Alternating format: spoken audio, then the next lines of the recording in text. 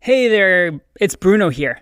This is absolutely fantastic. I've reported some of your findings to our CEO, and we're very confident that we're going to be able to scale this company and manage all the users that we're going to have as we grow and grow more. Really appreciate it. You're doing fantastic work.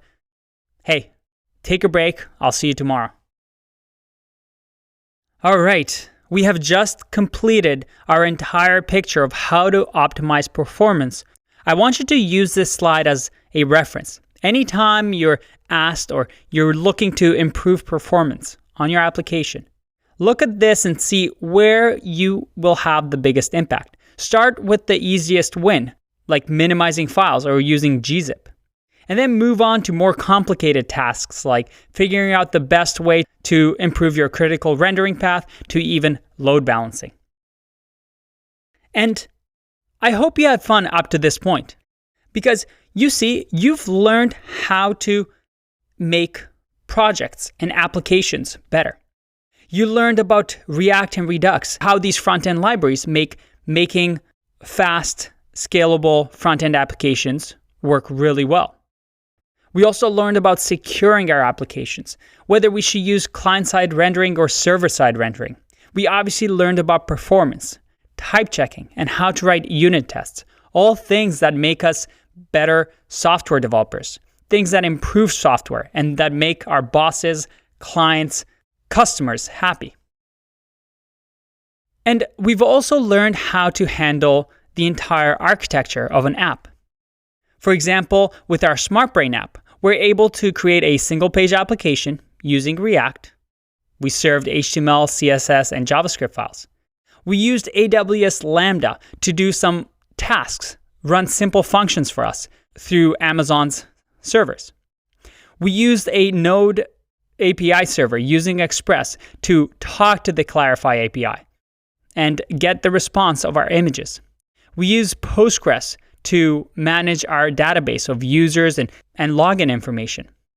We also used Redis for fast memory storage to manage our sessions and make sure that we have protected routes so that only authenticated users can access private information. We learned how to add Docker containers to the entire system to make life simpler for us. And we even learned how to SSH into these services so we can debug them and check out their logs. And now you have a better picture of how you might want to scale or improve our apps as they grow and grow to millions of users. We can add whatever functions that are expensive or we don't want to bother in our server to something like AWS Lambda, having a serverless architecture where we run these functions in containers on Amazon whenever they need it.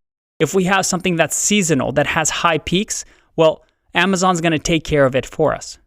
We can use something like load balancing to have multiple API servers to manage all the requests that users might have. We can run these servers in Docker containers so we can just deploy them and replicate them in any host machine. We can improve our databases by perhaps having cached information in Redis, or perhaps even duplicating databases so we have more power. And then we also have Redis and how we can, once again, create multiple Redis instances to manage our data, store our session information, or perhaps even store some cached information from databases. And if you look at this diagram and it makes sense to you, and you see how bits and pieces can be improved upon and added upon as your applications grow, congratulations. That is something truly what a senior developer does. Figuring out the flow, the architecture of a system, and seeing how we can improve it. If you're able to do this, then people can trust you to grow their application, to manage scale, and to handle project growth. But here's the thing. There's one last piece that we need to add to complete our knowledge. We've learned all the basics, all the steps that we need to become senior developers, and the modern technologies that senior developers use.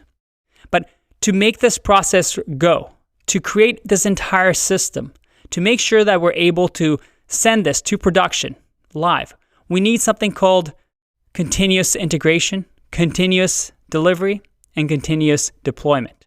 something we're going to learn about in the next section to finally connect everything and complete our entire picture of a senior developer in the modern age.